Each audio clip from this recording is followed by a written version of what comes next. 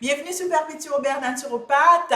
Aujourd'hui, on va discuter de la relation entre votre nourriture et votre humeur et bien plus encore. Avant de continuer la vidéo, je vous demande de liker, de vous abonner et surtout de partager parce que beaucoup de gens maintenant ont des problèmes d'humeur et des fois, ils pensent que c'est la dépression alors qu'il faut faire juste un petit changement pour ajuster l'humeur.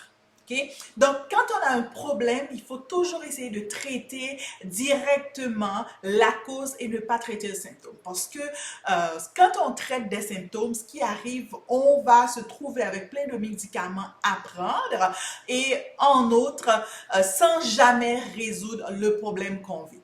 Donc, il y a une cliente dernièrement qui se plaignait de la dépression, elle se sentait pas bien et en fouillant avec elle, on a remarqué c'est depuis qu'elle a eu son diagnostic de son médecin que cela l'avait tellement accablée et affaissée et triste qu'elle avait des symptômes de dépression alors qu'en réalité, c'est parce qu'elle ne dormait pas suffisamment qui affectait son humeur.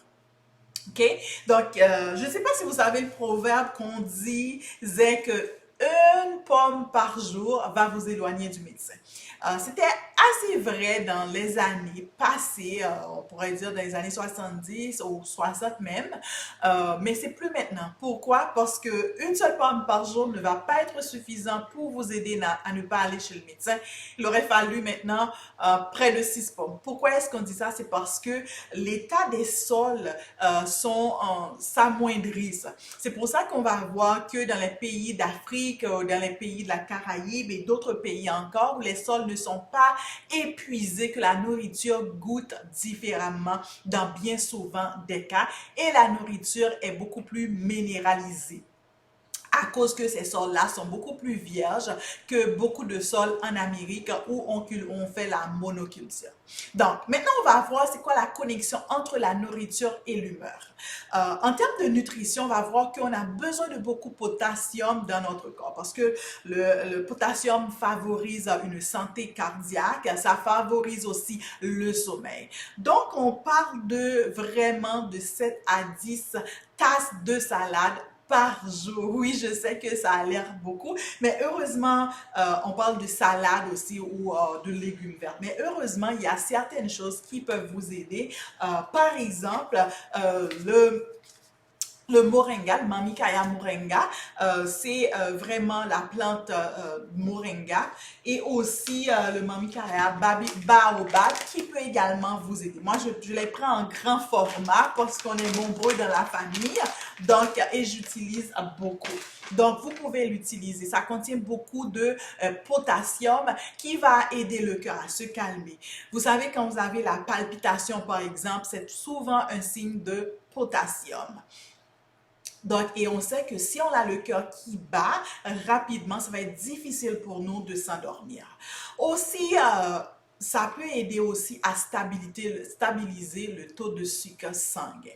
On a aussi la vitamine B. La vitamine B aide à soulager l'anxiété, favoriser le sommeil. Et la meilleure source de vitamine B est la levure nutritionnelle. Je sais que beaucoup de gens vont aller acheter sur les tablettes. Ce n'est pas trop recommandé d'acheter ces capsules-là, ces pilules-là que l'on trouve sur les tablettes parce que souvent ce sont des choses chimiques, ils n'ont pas une source alimentaire. Alors que la meilleure source des vitamines, c'est vraiment les aliments.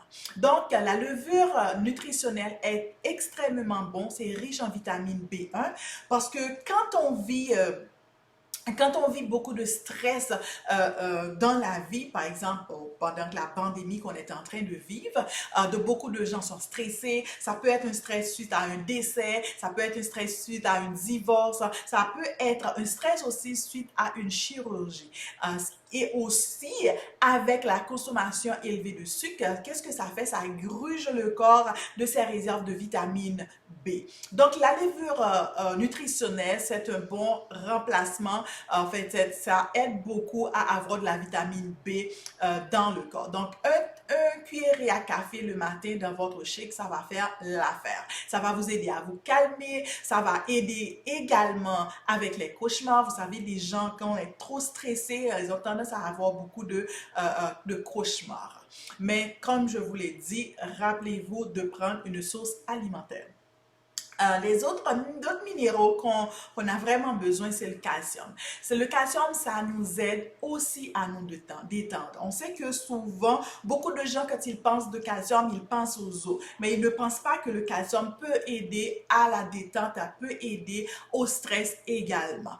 Donc, ce qui arrive, c'est que quand on est très stressé, l'absorption du calcium se fait moins bien. Donc, même si vous prenez des suppléments de calcium, ce qui va arriver, c'est que cette quantité de calcium-là va être excrétée dans le corps ou alors avoir une moindre diminution. Et c'est pour ça qu'il faut élever notre source d'aliments, surtout quand on vit dans le stress. Et surtout, n'utilisez pas le calcium qui se trouve dans les étagères. C'est souvent on appelle ça, c'est de la roche, on pourrait dire. C'est parce que c'est du carbonate de calcium. C'est comme si vous allez dans le mur, vous grugez le mur et puis vous essayez de l'absorber. Donc, c'est tout simplement ce que sont des tablettes de calcium que vous achetez. Donc, il y a aussi l'oméga 3 qui favorise la santé du cerveau, surtout pour les enfants, les adolescents aussi. Donc, essayez d'avoir un oméga 3 de source de qualité. Je n'ai pas de brand bien spécifiquement, mais essayez de trouver une bonne source d'oméga 3. Comme je vais vous dire, ceux qui sont en étagère, non, un gros point d'interrogation. Ensuite, regardez si elle est rancie. Là. Ça veut dire ouvrir la capsule et prendre l'odeur pour voir si ça a une odeur rancie aussi. L'iode aussi. L'iode aussi, c'est un excellent aliment. Ça soutient la santé de la thyroïde, ça soutient la santé du cerveau. Surtout que les mamans qui sont en train d'allaiter ou des adolescents. Ça va supporter beaucoup la thyroïde parce qu'on sait que beaucoup de choses viennent de la santé d'une thyroïde qui est en santé. Aussi, on a la glycémie, le trop de sucre. Quand le taux de sucre est trop élevé, qu'est-ce que vous allez voir? Vous allez avoir un brouillard cérébral, on pourrait dire un problème de mémoire. On parle ça on parle de blanc de mémoire, on parle de trou de mémoire. Donc, c'est un problème souvent de taux de glycémie qui monte et qui descend. Donc, si vous êtes quelqu'un qui a le taux de glycémie qui est bas, ce que vous allez voir, vous allez beaucoup plus avoir de problèmes d'anxiété, d'énervement, d'irritabilité, de difficultés de concentration. C'est ce qu'on remarque souvent avec ceux qui ont le taux de glycémie assez bas. Les hormones. Les hormones, on parle de la sérotonine, qui est une hormone de plaisir, une bonne alimentation riche en fruits et en légumes va vous aider avec la sérotonine. On parle aussi de cortisol. Le cortisol, c'est une hormone de stress qui provoque de l'anxiété.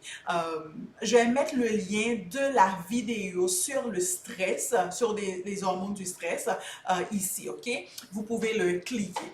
Donc, cortisol, c'est une hormone de stress, ça va provoquer de l'anxiété, surtout si vous êtes quelqu'un qui travaille beaucoup, qui a de job, qui ne dort pas, ou certaines fois des adolescents qui restent très tard pour fêter. Qu'est-ce qui arrive à un certain moment? On a un problème de glandes surrénales. Donc, les glandes surrénales, quand ils sont vraiment fatigués, qu'est-ce qui arrive? On devient sur le stress constamment. Donc, ce qui peut aider au stress, marcher chaque jour, éviter les gens qui sont trop stressés, éviter des conflits à la maison. Donc, essayer d'être dans un environnement qui est très calme. Et effectivement, il y a des plantes, il y a d'autres choses qu'on peut faire aussi pour supporter vos glandes surrénales. Si vous souffrez de PMS, ça veut dire que vous avez un changement d'humeur après votre cycle. Ça veut dire qu'il y a une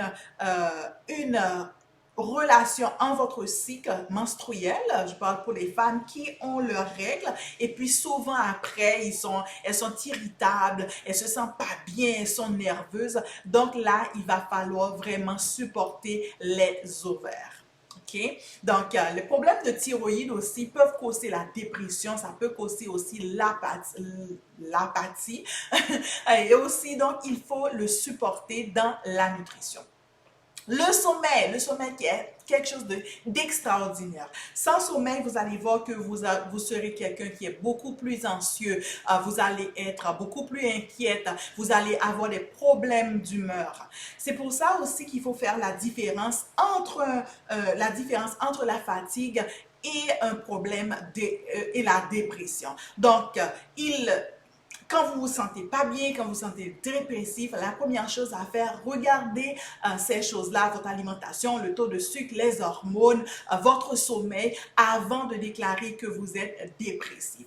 Donc, c'était tout pour aujourd'hui, Perpétue Robert Naturopathe. Et n'hésitez pas, si vous avez besoin des conseils de santé, je suis disponible, je suis naturopathe, je fais seulement mes consultations en ligne pour le moment. Donc, vous n'avez pas à vous déplacer. Vous n'avez juste qu'à m'écrire sur perpétue.robert@gmail.com ou vous pouvez me trouver sur Facebook, Instagram, envoyer un message et ça me fera un plaisir de vous avoir en consultation virtuelle.